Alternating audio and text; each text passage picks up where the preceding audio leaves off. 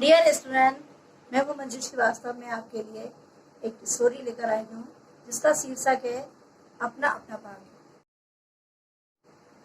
यह कहानी जयंत कुमार द्वारा रचित आईसीएसई क्लास 9-10 की साहित्य सागर से ली गई है। इस कहानी के माध्यम से लेखक ने सामाजिक आर्थिक विषमताओं का विश्लेषण किया है। यह कहानी एक असहाय निर्धन बालक के ऊपर बनाई गई है और उसका निर्धनता का वर्णन किया गया है। अपना अपना भाग्य। इस कहानी सेट बहुत कुछ निरुद्देश घूम चुकने पर हम सड़क के किनारे बेंच पर बैठ गए। नैनीताल की संध्या धीरे धीरे ढल रही थी। रुई के रेशे से भाप से बादल हमारे सिरों को छू छू कर बेरोक घूम रहे थे। हल्के प्रकाश और अंधियारी से रंग कर कभी वे नीले दिखाई देते, कभी सफेद और कभी जरा अरुण दिखाई देते थे। अरुण मतलब लाल दिखाई देते थे, जैसे हमारे साथ वो खेलना चाहते थे। 5, 10, 15 मिनट हो गए, मित्र के उठने का कोई इरादा न मालूम हुआ। मैंने झुंझला कर कहा, चलिए भी। अरे जरा बैठो। हमारे मित्र बोले, अरे जरा बैठो। हाथ पकड़कर जरा बैठने के लिए जब जोर से बैठा लिया तो फिर कोई चारा भी नहीं बचा। सनक से छुटकारा पाना आसान ना था और जरा बैठना भी जरा ना था। इतना मुश्किल लग रहा था। चुपचाप बैठे तंग हो रहा था, कुड़ भी रहा था मन ही मन में। फिर अचानक बोले, देखो वह क्या है। मैंने देखा कि कुबरे की सफेदी में कुछ ही दूर से एक काली सी मूर्ति हमारी तरफ आ रही है। मैंने कहा, होगा कोई। 3 गज की दूरी से दिख रहा था। एक लड़का सिर के बड़े बड़े बाल खुजलाता चला आ रहा था। नंगे पैर, नंगे सिर, एक मैली सी कमीज लटकाए है। पैर उसके न जाने कहाँ पड़ रहे थे और वह न जाने कहाँ जा रहा था, कहाँ जाना चाहता था। न दाया था न बाया था। पास की चुंगी की लालटेन की रोशनी से देखा तो कोई 10-12 वर्ष का लड़का होगा। गोरे रंग का है पर मैल से काला पड़ चुका था। आंखें अच्छी बड़ी पर सूनी है। माथा जैसे अभी अभी से झुर्रियां छाप खा गया, जैसे उसके चेहरे की मासूमियत गायब हो गई हो। वह हमें ना देख पाया, वह जैसे कुछ भी ना देख रहा था। न नीचे की धरती, न ऊपर चारों ओर फैला हुआ कोहरा, न सामने का तारा और न एकाकी दुनिया। वह बस अपने निकट वर्तमान को देख रहा था। तभी हमारे मित्र ने आवाज दी, ए।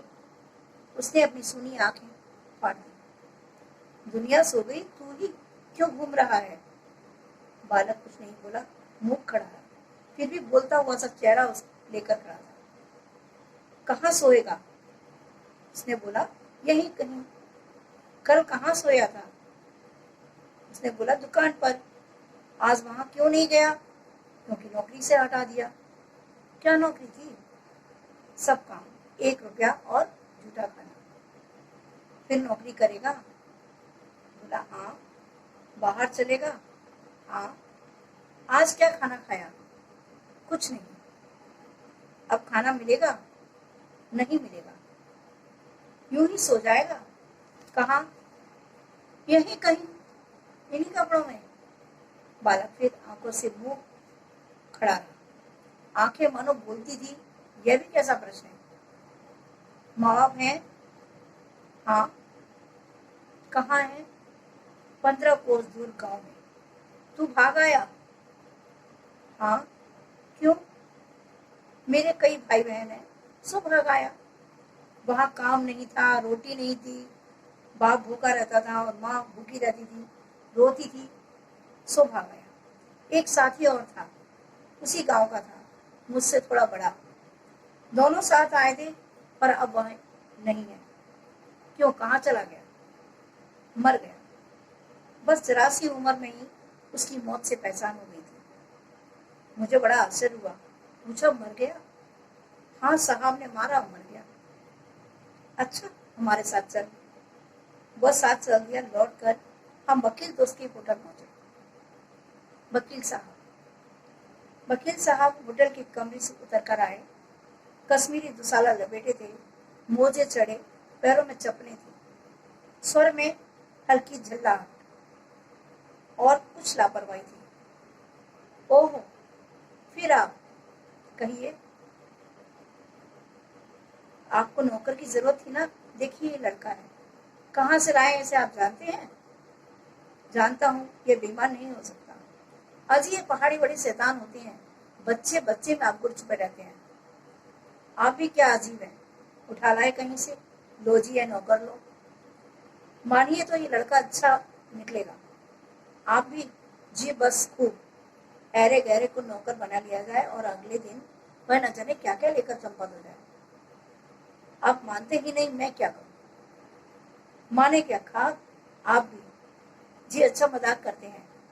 अच्छा, अब हम सोने को जाते हैं। और वह 4 रुपया रोज के किराए वाले कमरे में सजी मसेरी पर सोने के लिए झटपट चले गए। और वह 4 झटपट चले गए। बालक कुछ ठहरा, मैं असमंजस में रहा। तब वह प्रेत गति से एक और बढ़ा और कमरे में मिल गया।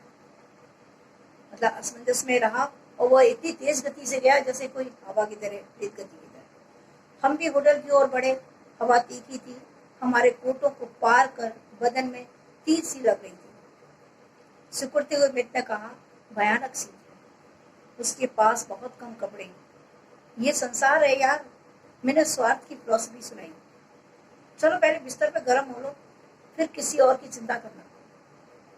उदास होकर मित्र ने कहा, स्वार्थ? जो कहो, लाचारी कहो, निटराई कहो या बेहयाई, मतलब बेशर्मी। दूसरे दिन नैनीताल स्वर्ग के किसी काले गुलाम पशु के दुलार का वह बेटा, वह बालक निश्चित समय पर हमारे होटल डिपो में नहीं आया। हम अपनी नैनीताल सैर खुशी खुशी खत्म करते चलने को हुए। उस लड़के की आस लगाए बैठे रहने की हमने जरूरत नहीं समझी। मोटर में सवार होते ही यह समाचार मिला, पिछली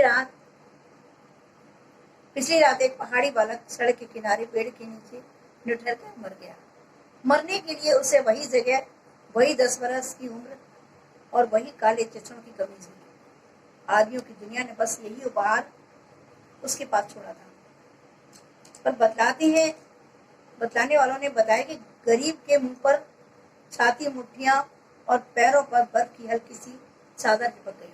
मानो दुनिया की बेहयाई ढकने के लिए प्रकृति ने सबके लिए सफेद और ठंडे कफन का प्रबंध कर दिया था। ये थी कहानी जयेंद्र कुमार की। कहानी समाप्त। मिलते हैं अगली स्टोरी में। Thank you children.